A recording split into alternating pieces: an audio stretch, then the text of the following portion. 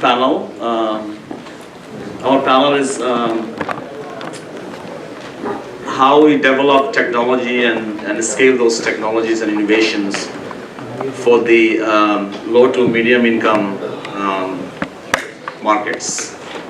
And I'm Pronoy Saha. I'm the founder and CEO of Health Technology Forum. And we have two distinguished speakers here. I'm going to ask them some questions. And our first speaker is Steph Bertozzi, Dean of UC Berkeley Public Health and Health Policy, and Peter Long, President and CEO of Blue Shield California Foundation. So with that, I will not spend that much time with introduction, but I'll ask a few questions, and I'll also engage the audience to ask some questions during the discussion. The first one I'm going to ask is to Peter to find out what kind of things that you are engaging with the community of innovation and implementation within the foundation. You know, what kind of partnerships, what kind of plan that you have, and how you engage with innovative solutions to bring the solutions to the targeted population that we're talking about. Great, thank you very much, and congratulations to all of you who've stayed. End of the conference, you deep thirst for knowledge. My name is Peter Long, and I'm the President and CEO of Blue Shield of California. I've been there for the last 8 years. And our entire foundation, our mission is around how do we improve care and health outcomes for low income, in our case, particularly Californians. So all of our work is around for populations who either have Medicaid, Medi-Cal, or uninsured. So a resource-constrained environment, mostly heavily regulated environment, where that folks are trying to figure out, plus an environment where people have lots of life circumstances over the social determinants of health. I know in the conference you've been speaking about that they have many things outside of the formal healthcare needs that are affecting their lives and affecting their health. And so our foundation has taken the approach over the last 8 years. We're trying to look for packaged innovations. And so we rarely fund the innovation itself. What we fund is the packaging of the innovation, or helping the innovators figure out how do you put that to use, first to pilot test it, prototype it, think about what's the feasibility, and then to spread and scale it, sustain, spread, and scale it. And we've worked on a number of different areas that may be of interest, and I think they're the kind of the hot list of what's hot in healthcare, what has been hot over the last decade or so. One is access to specialty care, which is a chronic problem for low-income families in Medicaid in this country. So there's a lack of access to specialty care. There are not enough specialists who accept Medicaid, and it's difficult to get there. It's expensive often, and they're under reimbursed. So we've worked a lot, and we're using a very simple, in this case we use a simple technology, asynchronous store and retrieve e-consultation, which is a provider-to-provider approach. So it actually takes the patient out of the equation, and it's a kind of data-rich solution, a data-rich conversation among providers. And interestingly, what we found, we started with a technology problem. It's a great example here. We started that we thought it was a technology problem, and what we found is actually a practice of medicine problem. So the problem wasn't actually that providers weren't talking to each other. The challenge was that actually providers weren't practicing care in the same way. There wasn't a standard of care among, say, cardiologists or neurologists in a county or in a practice, and then there was no communication between the primary care doctors and the specialist. So it was interesting, we started to solve a technology problem, but what we really were solving was a quality of care issue disguised as a technology issue. Similarly, we've looked at behavioral health integration, and there we think, again, looking for technology solutions around behavioral health substance use. After 5 years of inquiry and millions of dollars of kind of trying different approaches, what we learned is actually a financing problem. It's a regulatory policy financing problem, and there is no app that's going to fix it. There is no kind of single solution.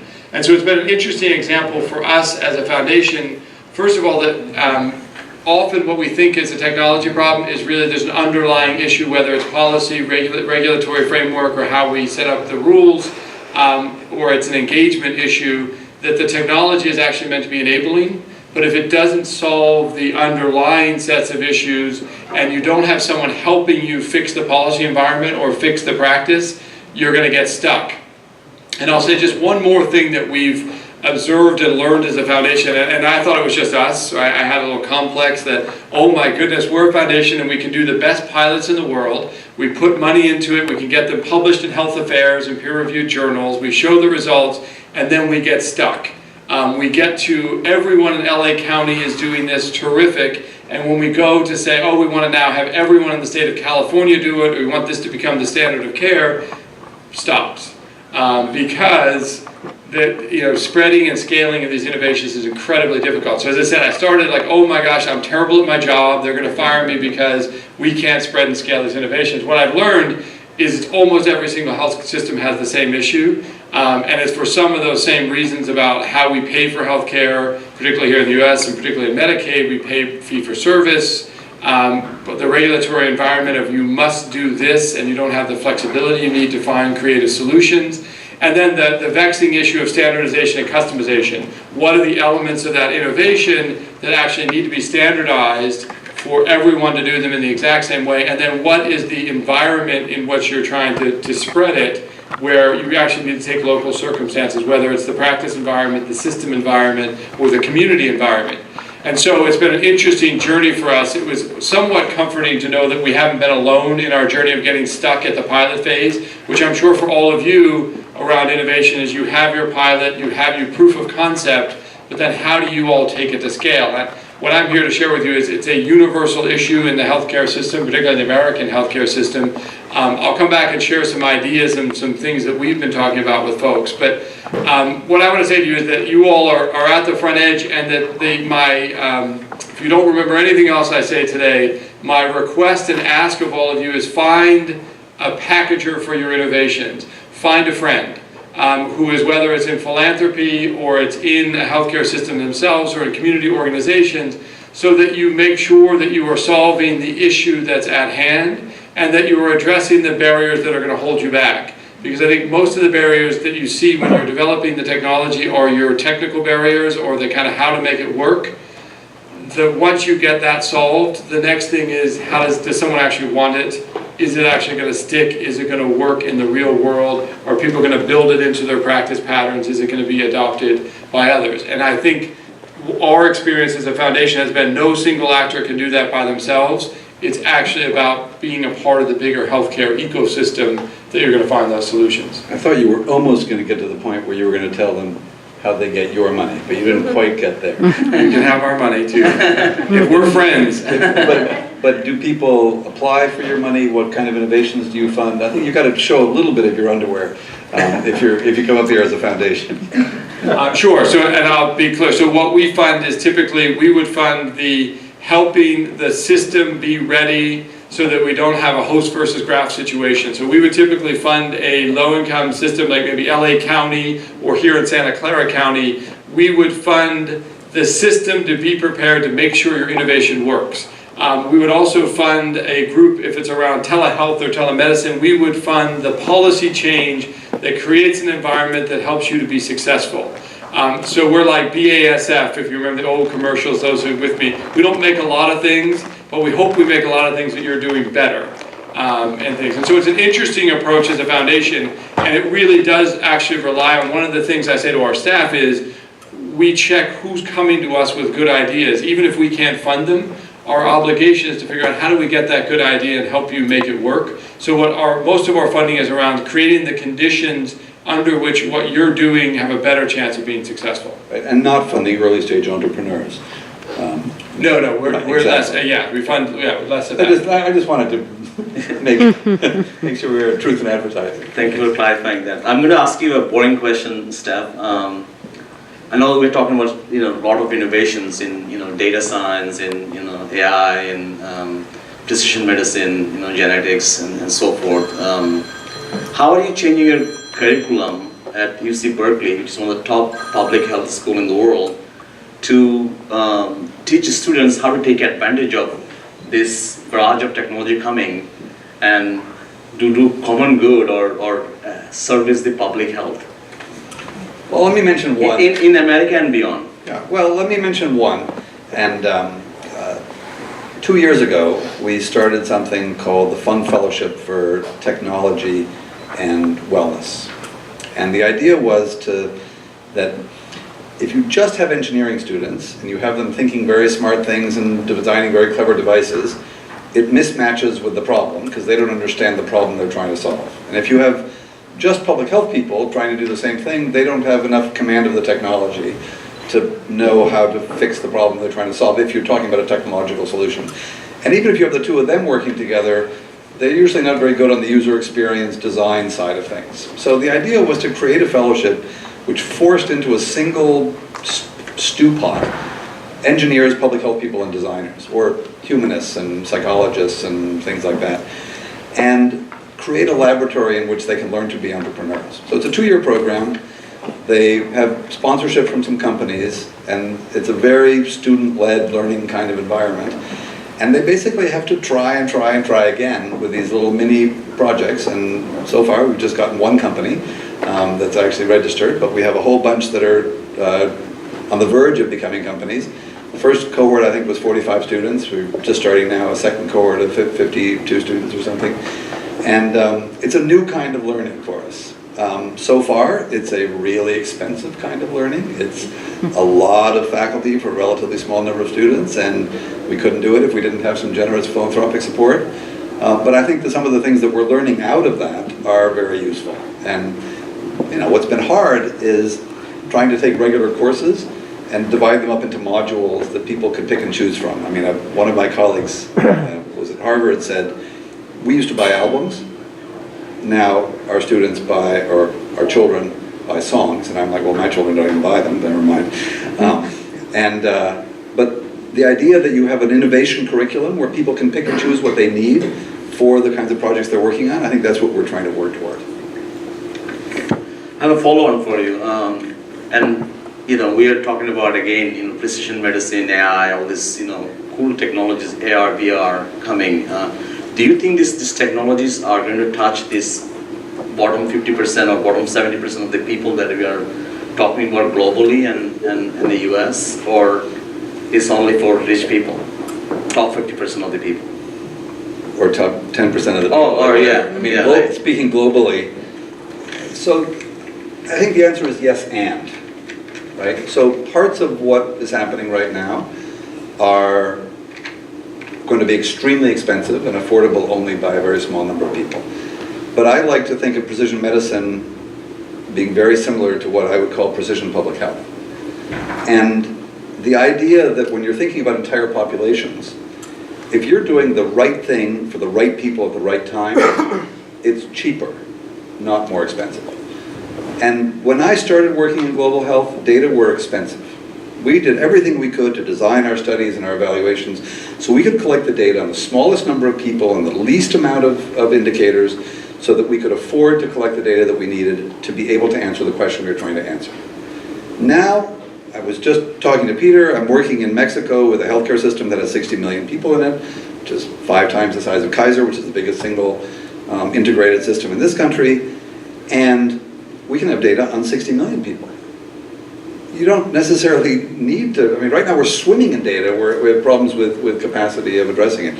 So if we can use those data to do a better job of not doing the wrong thing for the wrong person at the wrong time, then these same tools can be incredibly powerfully applied to actually make healthcare more accessible to the bottom end of the population and not just, make it a little marginally bit better for the people who already have the best healthcare in the world. Speaking of the data, big data.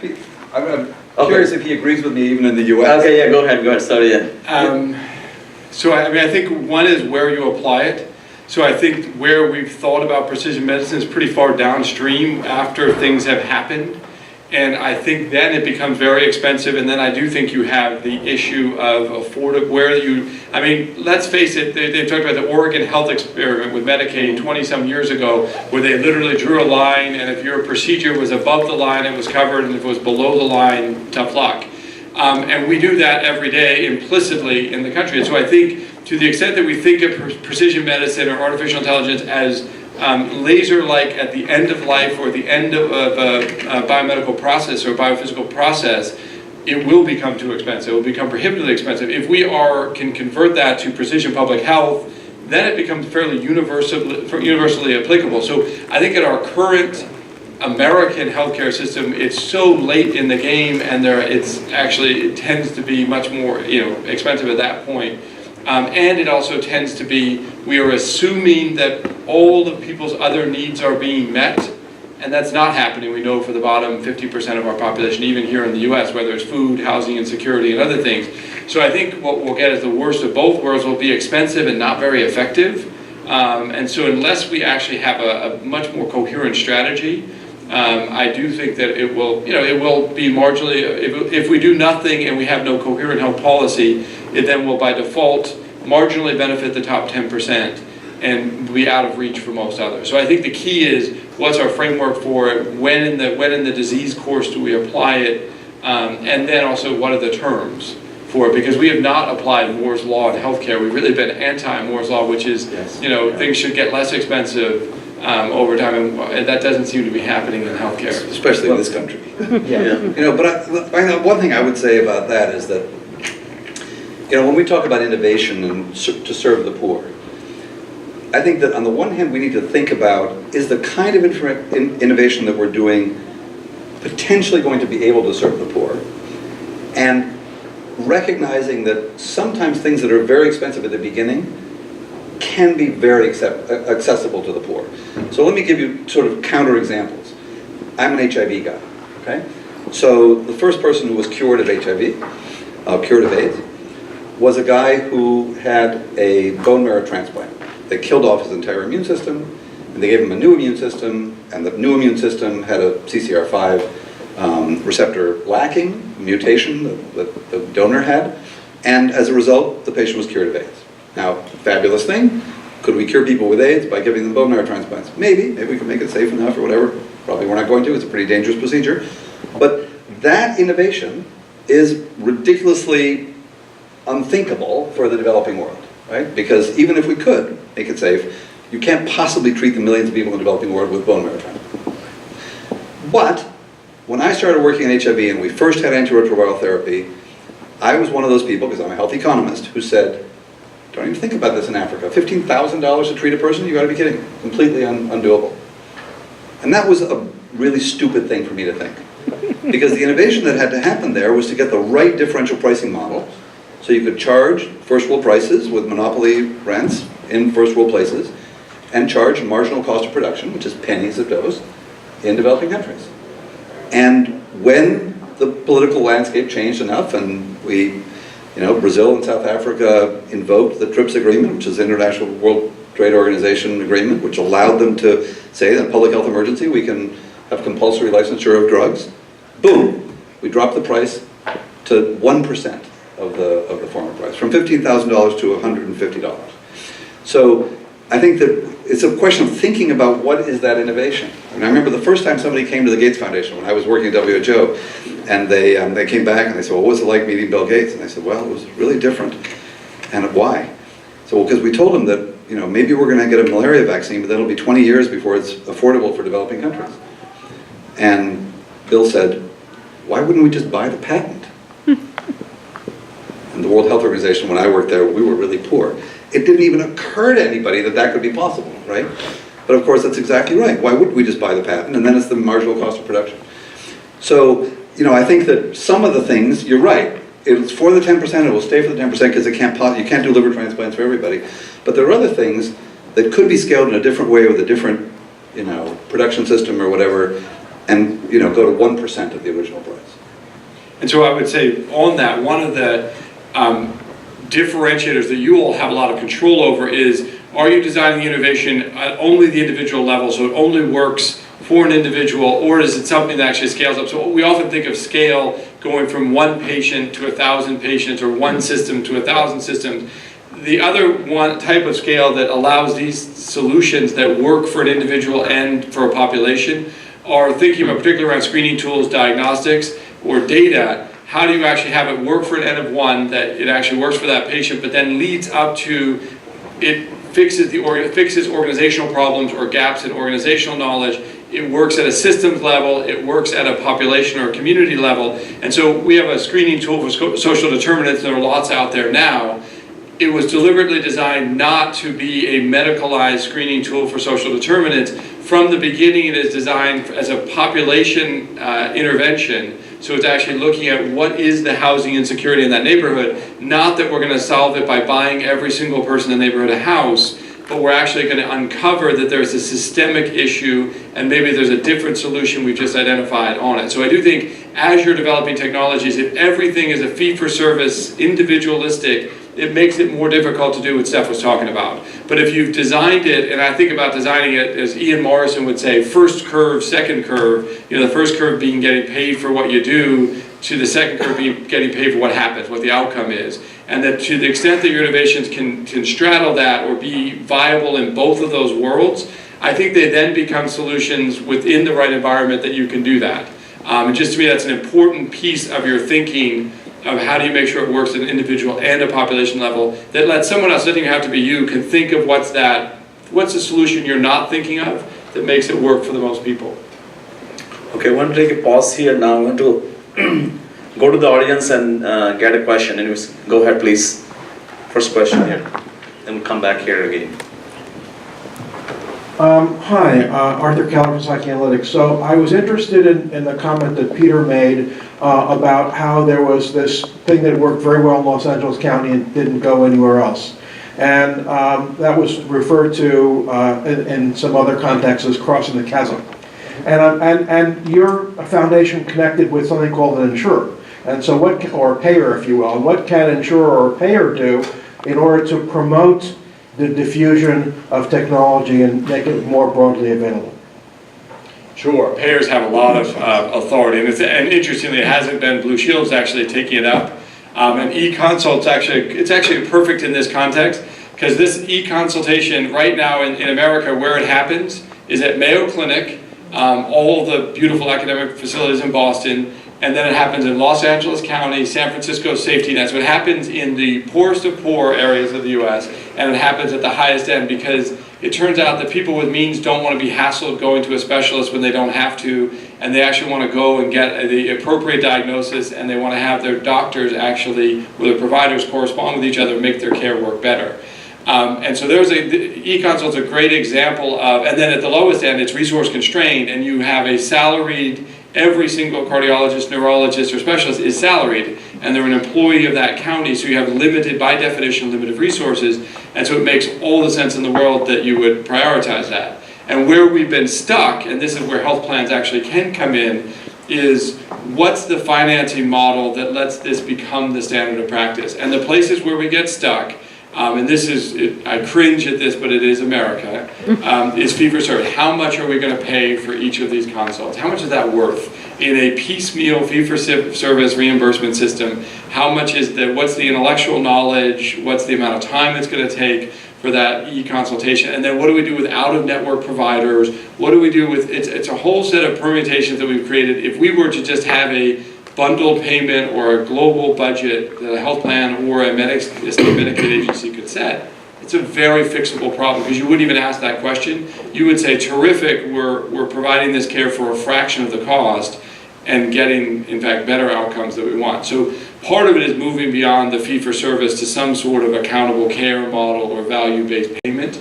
And interestingly, insurers are moving more quickly in some cases than CMS or than state and federal bureaucracies. So we're trying to work on a system for Mexican immigrants to have e-consults or telemedicine with Mexican providers who couldn't actually diagnose and prescribe, but who could do a lot of care management with patients. Radiology already goes to India in some significant amount. Do you see price pressure coming from the sort of the globalization of the e-world?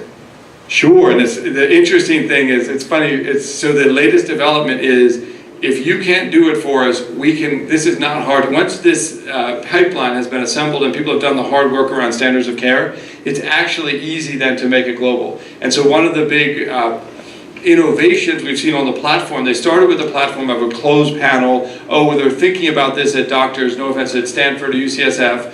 But if they're too busy, fine, we'll go to Mexico, we'll go to India, because we now have the protocols. We actually have, they've done the standardization work. This is now straightforward. This is not, and it doesn't require all these things to follow the protocols and to make that diagnosis and to do the work. So it's interesting, the market is moving in a disassembled way to find the best care at the lowest cost on its own. Well, one thing, I mean, this is the only country I know of that licenses providers at the state level, right? Which causes lots of friction.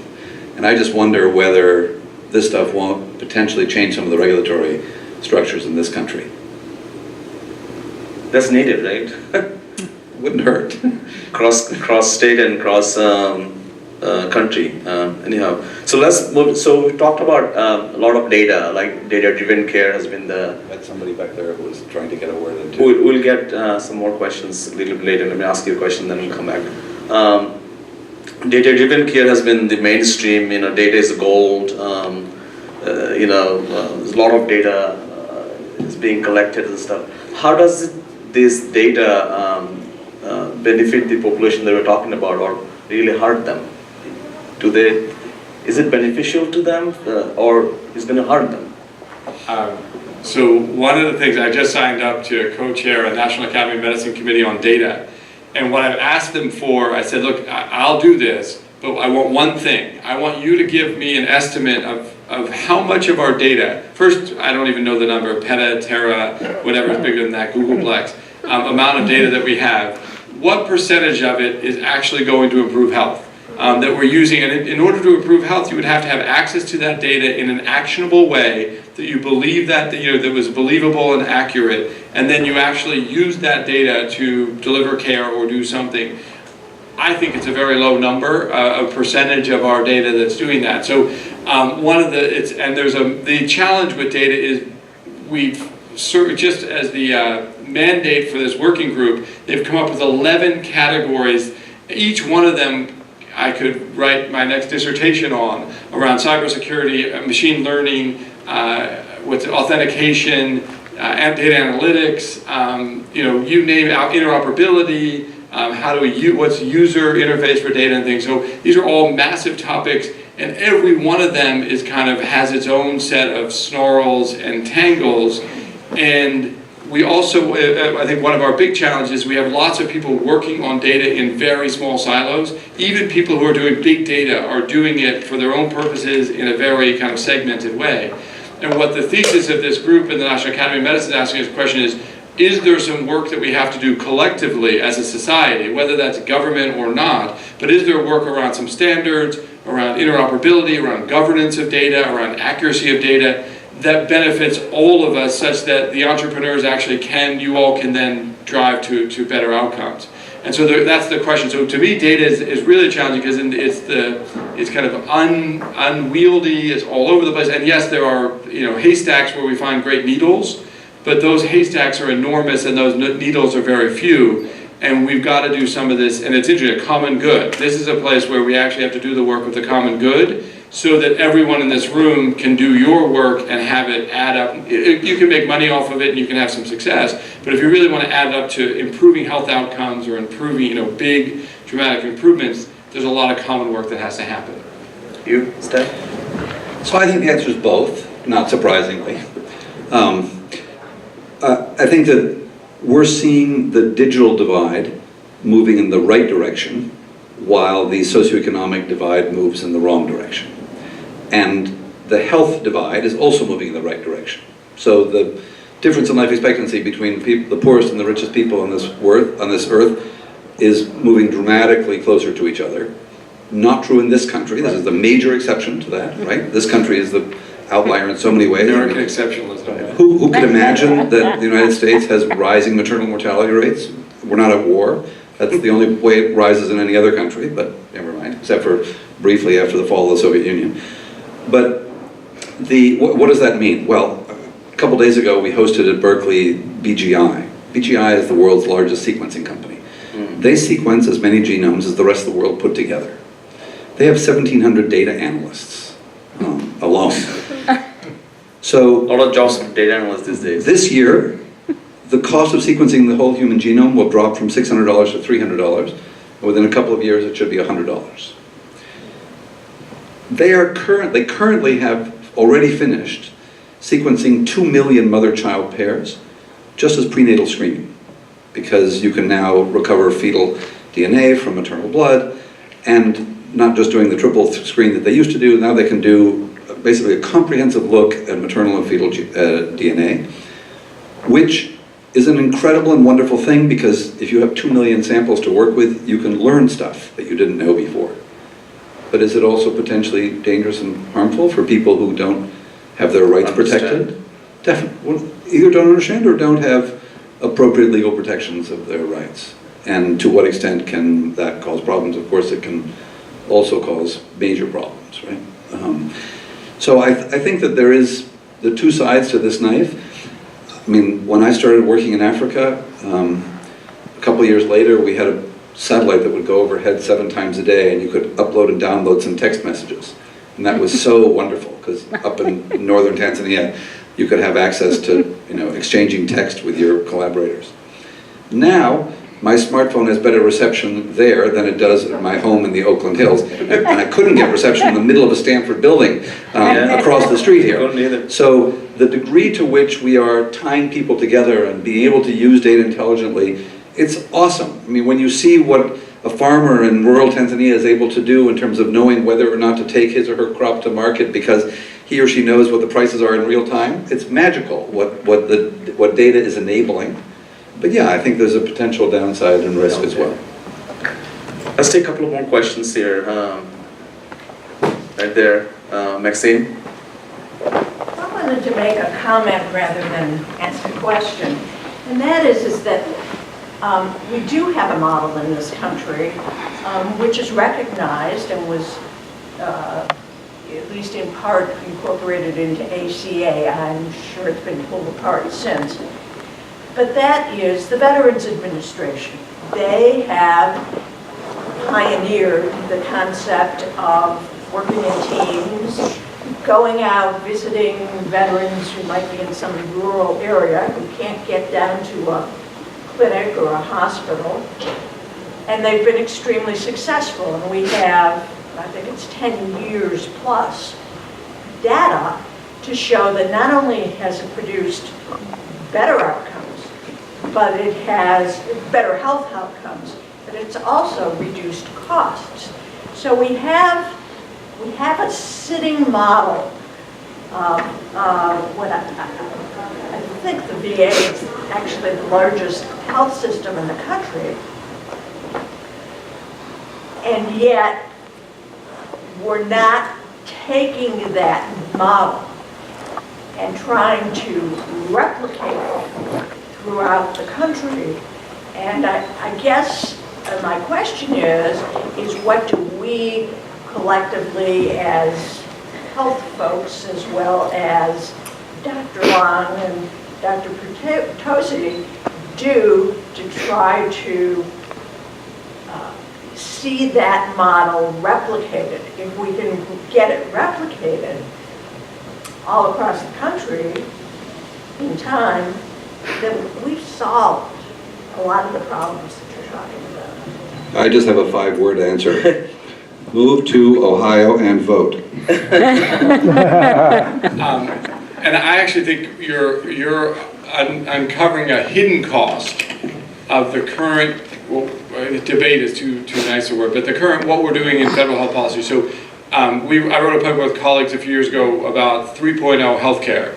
And so what the Veterans Administration in our model is 2.0, the best chronic care model, comprehensively well done from a biomedical model, and works, and it does produce results. But one of the unintended and people don't talk about as much things that's happening or consequences of our dithering around the Affordable Care Act and our inability as America to finish the 2.0, kind of a very good chronic care model healthcare system, is that we're not even bothering to talk about what's next. The rest of the world is actually moving toward earlier investments in childhood, much and not social determinants tacked onto healthcare, but actually truly a community-based health improvement models. And it's not a coincidence. I mean, yes, the opioid epidemic, and we're facing some unique challenges around gun violence in America that we've chosen ourselves, but there's also a lot of our system is failing, and other systems who are moving toward a 3.0 community integrated health solution.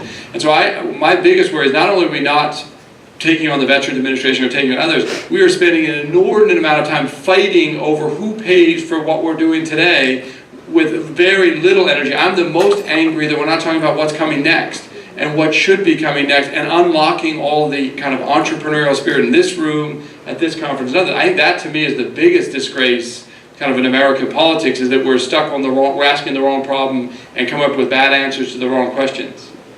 And yet we have an example that could be replicated with whatever changes that, who's going to argue with the VA system? I think we have multiple examples. We pretty much go to any other high-income country, and you have a far better example than the one we've got here. We also have Kaiser right here in California, Right. which is, if you look at the outcomes for chronic conditions, amazingly different from, with all due respect, your ACO model, come on, we'll show our ACO model. I want to see what their ACO model does. But I think that we are in a luxuriously in an environment where California can choose to innovate on its own. And I'm very excited actually to see what happens after the gubernatorial election and see how much energy there might be for California saying, let's see what kind of models we could create in this state. Healthy California, yeah. The one we created in Healthy San Francisco. Works very well. I'm a member of it. One more question. Go ahead. Back. Hi, I'm Vaibhav Bhandari. My question is around data. So what economic model is viable for health data sharing? To give an example, I used to work for United Health. One of the things we did as a pilot was offer $25 for every chart provider shared with us. That worked magical. In 6 months, we got 60,000 charts, whereas number of federal efforts, including the quality care networks, have been working on it. $1 billion were spent around interoperability, nothing got solved. But as a health economist and as a payer, what do you think is viable and scalable in the country?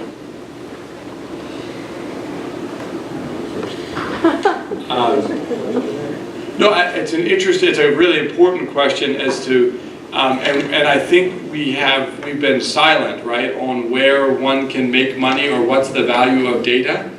And so I do think that's an interesting question. I mean, the market is determining about, and it tends to be around your relationship, the data, the electronic data, electronic medical record and health data that a provider controls, whether it's a hospital or healthcare system, that tends to be valuable, right? Or the patient's data. And so it's an interesting question. I think that is a result of the dysfunction of our system. So, I mean, I think we placed a value on it, but I think it just is a result of the dysfunction. I personally would argue I would pay for insight, and I would pay for analysis, and I would pay for the so what should be incredibly valuable, but it doesn't solve the common good problem. Is I'm not going to put my data in there unless you put your data in there because I have a competitive advantage.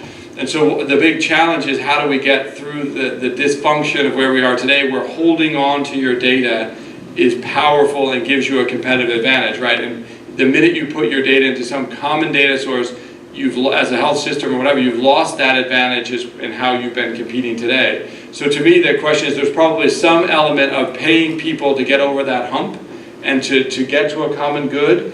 And then my hope and my expectation and what you might see written from the National Academy of Medicine in 6 months is then I hope that we pay for analytics, we pay for AI insight, we pay for segmentation that actually leads to better care models. We start to pay for how people use the data for some advantage. But the challenge is, as I said, how do we get out of the current dysfunction?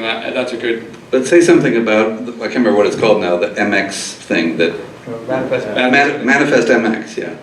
So that's an example of Blue Shield is pushing, and Anthem and Blue Shield with Inland Empire Health Plan are plans coming together to saying we want to compete on what you do with the data. And it's been an interesting conversation between a health payer and health systems and hospitals of who's deriving value, who's going to get value out of it, what's the risk. There's a differential risk for a health plan to put data in aggregate claims data versus a health provider. And so it's been an interesting question while they're making progress as moving forward, solving that this becomes the standard of practice is not there yet. And so they haven't been able to solve that. Let's get over the hump that it's the norm of practice that everyone just puts your data in and we're all going to then use it and only get paid for value added. Well, a couple of other thoughts. One is, don't just think of the US, right? Because this is the crazy outlier. You know, think of Iceland. Think of a place where you have a homogeneous healthcare system and you have all the data and, you know, they make one decision about EMR and they have, so, because if you're thinking about an innovation that is accessing data, it might be easily applicable in another healthcare system. So that's sort of point number one. And the second is, I think it's really interesting to think about the degree to which in the data space there are natural monopolies. So, you know, Waze or Uber or whatever, they get into spaces where their data becomes more and more valuable the more data they have, right? Which then creates a natural monopoly. So when I was meeting with the BGI folks, you know, they have a lot of genomic data. That genomic data is freely available. We can go look at it. It's only useful to you if it's linked to phenotypic information about those people, right? So they give people very cheap genomic data in exchange for phenotypic data, which can then feed their AI processes. And so they can become the best people in the world at understanding what this genomic data means in terms of your, you know, current or potential phenotypic expression. So that becomes a natural monopoly, right? And when that starts to happen, then everybody has an incentive to work with the natural monopoly because they're taking advantage of that greater strength. And then you may get snowballing in a way that we haven't seen yet. I don't know what's going to happen there. I'm curious to know, I mean, Epic is, what, now close to 40% of the market? Maybe more. Maybe more? Yeah. Well, Cerner and Epic, if you take the two of them. Yeah, two of them. Right? So, you know, where does that go? I think that that's another, you know, it's really interesting for me to see in other countries, people working on EMRs for improving the patient care outcomes rather than improving billing, and how different, you know, kind of divergent that might be. So I don't know where it's going, but I think that there's going to be some strong pressures that get us away from some of the fragmentation that we've currently got. But that, I mean, having our monopolies act for the common good is a great, but I mean, to me, Epic is a classic example of a single point solution, which is, it was largely for billing, and it was in response to federal legislation. They kind of tailored it to meet the legislation, and now they're thinking about population health. It's like Rip Van Winkle, they're thinking about, oh, how do we now do population health on top of it, when it wasn't really created in that sense in the first place. So that's why I was mentioning before about designing interventions that, or innovations that can move between individual and population level. More question, right there. Hi, I'm a product designer, so forgive me if the answer to my question already exists. I just don't know as much about policy and... What's a chronic designer? Product designer. I do some designs for people with chronic conditions, so maybe I am a chronic designer. In the spirit of the common good, in the last 2 days, I've been hearing a lot about how we can collect data and all these interesting things that we can learn about people, you know, even from just listening to their voice and knowing if they are, you know, how tall they are, how much they weigh, and if they're depressed. And then you take things that already exist, like Google search, for example, which makes tons of money because you know where someone's coming from, what they've previously been searching, everything about them, where they live, what their income is. You know, there's a company called Smart Street that can basically give you more information about somebody based on their household income than what country they live in. And I would think that all the information that we're collecting on people is, in some ways, could help to provide some kind of social justice, you know, for if we had been doing this, you know, when the Flint water scandal had broken out, and we were able to just start to see these red flags go off. And I mean, maybe we could have prevented a lot more people from getting sicker than they already were, but also, you know, make the people liable that should have been liable for that sooner. And I feel like there's probably a whole bunch of that stuff that's going on, especially for people in low-income neighborhoods. Just by living where you live, in the U.S. and other countries, you only have certain things that are available to you, or you're being encouraged to eat differently, or I mean, and living near factories and near water sources where they're dumping into the water. I would think that if we're collecting all this data and watching how people search for health on the internet, it should be pointing to some bigger problems. And is there anything set up to say, hey, when a lot of patients in one area are reporting the same kind of thing, like alert these people over here? Like, is there any conversation between the two? Well, I know we're out of time, but let me give you one type of answer, because I think... A few minutes. Okay. You point out the possibility of using data to identify aberrations, which could be an infectious outbreak, or it could be a Flint type situation, and I think that's absolutely true. But let me give you what I think is a very day-to-day practical version of that, which is that what you're talking about is an aberration, which is heterogeneity, right? Something's different here than it is elsewhere. But it turns out that within any system, there's a huge amount of difference that exists at steady state, right? So an example, I work a lot in Mexico, 12,500 clinics in the Ministry of Health system take care of diabetes. It turns out that when you look at the performance at each of those clinics, at their success in controlling diabetes, it's incredibly different. You've got clinics that know about only 8% of how well controlled their patients are, and of those, only 15% are controlled. And you have other clinics that look like the Joslin Diabetes Clinic in Boston, and everything in between. So what having the data does is it enables the sunlight to come down and reveal the heterogeneity, right? And it turns out that nobody likes to be at the wrong end of a distribution. So just the sunlight can be incredibly powerful. And I'm a real believer in the power of sunlight to prompt system change. And in the 2.5 years actually with support from the Carlos Slim Foundation, thank you foundations, that we've had a dashboard which shows you for every single one of those 12,500 clinics, we've seen extraordinary changes in the proportion of the population getting their hemoglobin A1C, which is how you measure whether somebody's diabetes is controlled, and the proportion of people who are actually controlled. And so I think that revealing heterogeneity has both the opportunity to address the standing, existing, inexplicable, or what I would call unjustified heterogeneity, plus identifying those things that are temporally new, because suddenly you get a spike in something that you should pay attention to. And I would just add two things for you as a designer in particular.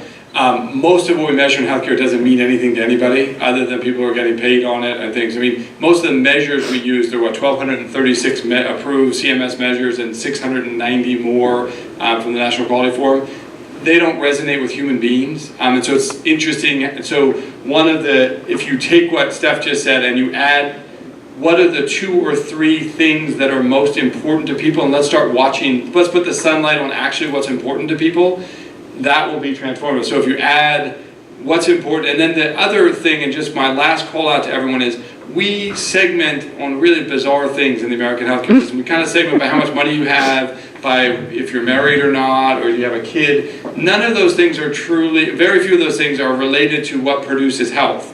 So to the extent that we begin to use data, A, on what's important to people, and B, we begin to segment populations so that when you design your interventions, you're actually targeting your interventions based on a population segment around, maybe it is the constellation of where you live, how much you earn, a series of things that actually A, are mutable, and B, truly related to your health. That would be transformative. And so one of the things that you all can do without policy change, without anything else, without permission, is to begin to think about different segmentations of the population using this data that says, well, this would actually make sense, and I'm going to design the innovation that actually meets the needs of that. So those two, I agree with everything Steph said, and those two, which is human-centered design at the start, and using segmentation of things that are actually meaningful and mutable. We'll take one more question over there, and then I have some logistical announcement, then we'll end the panel. Go ahead. Actually, I just want to make an example of where that's happening really well. I just moved here several years ago from Minnesota, and the Women's Environmental Institute has been studying an area in Minneapolis that has a lot of lead. So they've been working with the city, they've been working with biologists and understanding where these problems are, as well as healthcare providers, because it's a low-income area and there's a lot of lead poisoning in the children. So they've been going out and teaching the families how to eat the right foods to chelate the lead out of the children. And I can just see if they're doing this before all this data is so readily available, like it's becoming now, I think that the challenge is just finding those groups who are looking at it and have the funds and the ability to go out and make the changes. Any comments on that? And Propeller Health is another that's been doing that work for asthma here. So there are organizations that are looking at the individuals and what's the higher unit and things. So there are good examples of startups here in the U.S. and public health departments. So it's a great example. You know you're onto something good when a public health department, nonprofits, and startups are all doing it. It's kind of, that's probably the common good, and you're probably actually, it's a good leading indicator we're on the right track. Yeah, the only thing I would say is that for all of these things, now the data are so cheap and we're sweeping, you can also often use the things that are carried along but that weren't the original intent. I mean, a great example that came up the other day was, I mentioned these 2 million mother-baby pairs. Well, it turns out that if you're getting maternal and fetal DNA, you're also getting viral DNA because there are viruses in the blood. So they've made national maps in China of all these different viruses just based on where the sample came from. And that was kind of the unintended potential benefit, right? But very cool, because it turns out that it's incredibly heterogeneous, right? It's not at all uniform. And so that leads to a whole bunch of interesting stuff. So I think that there's a lot of stuff in that space. Anyway, thank you all very much. Yeah, so let me, a couple of announcements that will thank the speaker here. Thank you very much for joining us, our 7th annual Common Good Conference. It has been enormous amount of discussions in the innovation and implementation for the underserved and underrepresented populations, which is 5 billion plus people in some measurement. So thank you for your participation there. And we are 100% volunteer organized. There's 40 of you. Some of you are in this room. Organize this conference and do this every year. And thank you very much for our volunteers. Let's give a round of applause for our volunteers.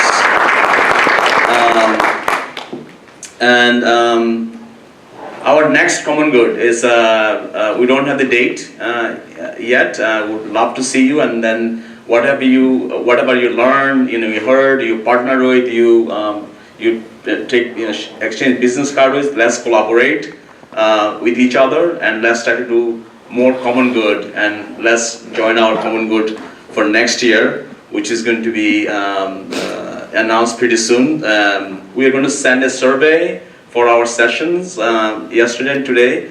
Please fill out the survey so we can improve our program and introductions for our future meetings.